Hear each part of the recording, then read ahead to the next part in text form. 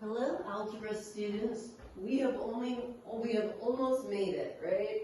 We've got a review this week and a review next week. So the review this week is looking at how we write equations of lines. And it's a really good review. Here we are, the slope formula. If you're given 2 points, how to find the slope of the line that goes through those 2 points. Here's point slope form, which is really useful when you know the slope in 1 point. This is my favorite form of writing a line, slope intercept form. So if it's written as y equals, if you've gotten the y by itself, then the m, which is the coefficient of the x term, is going to be the slope, and the b is going to be the y-intercept, so where it crosses the y-axis. So the x will be 0 and the y will be that b. Little review of parallel and perpendicular lines. The reason that a and b are parallel is because they have the exact same slope. The reason that both of these lines would be perpendicular to line C is the slopes are opposite reciprocals. So if I look at 2/3, the reciprocal is 3/2, and the opposite is -3/2. So it's a really good overview. So now we're just going to use some of these. And again, these are formulas and terms that you are going to use through calculus. So just the sooner that you use this vocabulary and understand it, the better. So I'm supposed to find the slope of a line that goes through these 2 points. This is my x1, y1, my x2, y2. So I'm going to use this formula, right? y2 minus y1 over x2 minus x1. So I say 5 minus -10 over -2 minus 3. I'm going to get 15 over -5. 5 goes into both of these, so it would be a 3 over -1. But a lot of times we're just going to write that as a slope of -3. And a lot of times something I like to do is just make a mini sketch to just make sure this makes sense. So if I just think about, if I drew a line out 3, -10, -2, 5, it kind of makes sense that the slope would be steeply downhill like -3. Now if I'm supposed to find the slope when I'm given a line in standard form, then I really need to get this y by itself. That's the key. So I'm going to subtract 2x from both sides. These are not like terms, so I've got 3y equals -2x plus 9. To get the y by itself, I divide everything by 3. So the equation of a line in my favorite form, slope-intercept form, is going to be y equals -2/3 x plus 3. And since they wanted the slope is going to be -2/3. Now we're going to do one where we're given a graph and we're going to find the equation. So what we're going to do here is, so this is line A, okay? So when they say, so this is A, line A, and what I'm going to do is, okay, if I want to write it in my favorite slope-intercept form, y equals mx plus b, the first thing I do is I see, okay, where does it cross the y-axis? Okay, because these are the axes, so it crosses at 0, -1. And then I look and say, what is my slope going to be? So I put in for the b, -1, or you can say plus -1. My slope is going up 1 over 3, up 1 over 3. So that is a slope of positive 1/3. This is a little bit tricky, this line B. It's a vertical line.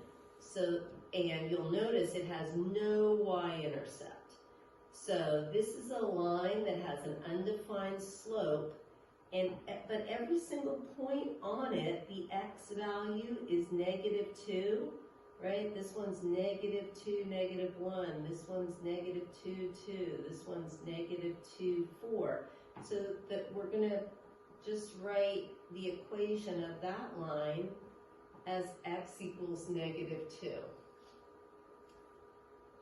If I'm supposed to come up with the equation of a line that goes through these 2 points, so this is my x1, this is my y1, my x2, my y2, the first thing I have to do is find the slope, right? So remember, my slope is y2 minus y1 over x2 minus x1. So the slope is going to be 5 minus -7 over 3 minus -1. And whenever I see minus a negative, I rewrite it as a plus. So I've got 12 over 4, so that's a slope of 3 over 1, or a lot of times we just call that 3. So that's kind of a fairly steep uphill slope. And again, if you make a little mini sketch of this, if I go out -1, -7, over 3 up 5, it makes sense that this is going to be an uphill slope. So this is the slope, but to find the equation of the line, I'm going to use that point slope form, right? Y minus y1 equals m times x minus x1. So I'm going to go ahead and I could put, it would work with either point, but I'll go ahead and use my x1, y1 here. So I've got y minus a -7 equals 3 times x minus a -1. And you'd get y plus 7 equals 3 times x plus 1. And so then I distribute y plus 7 equals 3x plus 3. I subtract the 7 and I get y equals 3x minus 4. Okay, and then you can kind of go see, oh, does that make sense with this sketch? And it does, you know, mine's a little off to scale, but if you went from this point, -1, -7, if you went up 3 over 1, you would come to 0, -4. So that's looking good.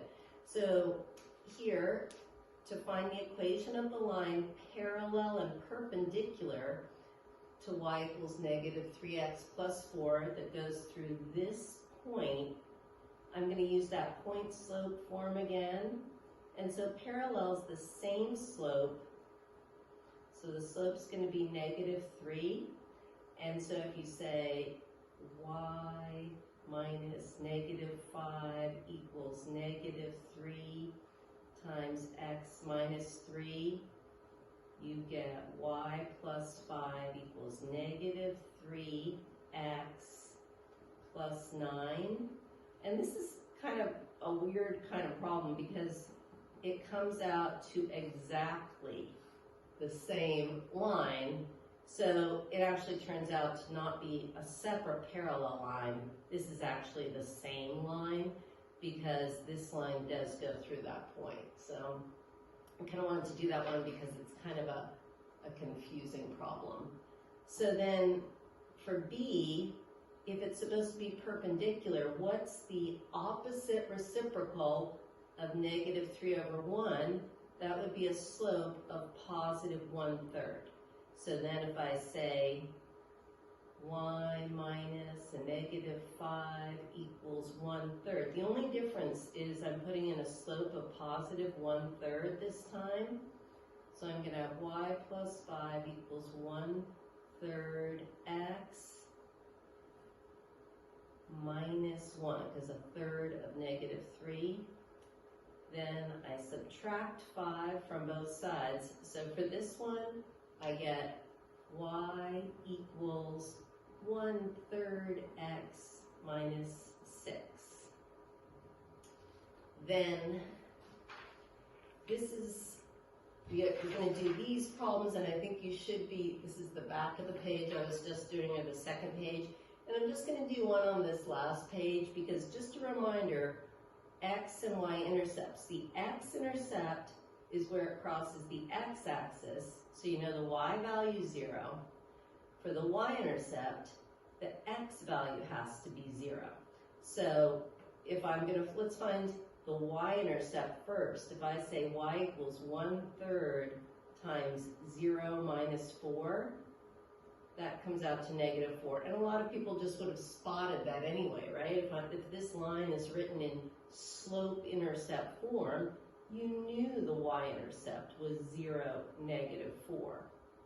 You have to do a little bit of work to get the x-intercept. You're going to force that y value to be 0. And then you're going to solve this. So you're going to add 4 to both sides, then multiply by 3, and you're going to get 12. So this comes out to be 12. So I kind of ran out of room there, but if I do it up here, you'd see I'm going to add the 4 to both sides, then I'm going to multiply by 3. So that's where I got that the x had to be 12 to make that true.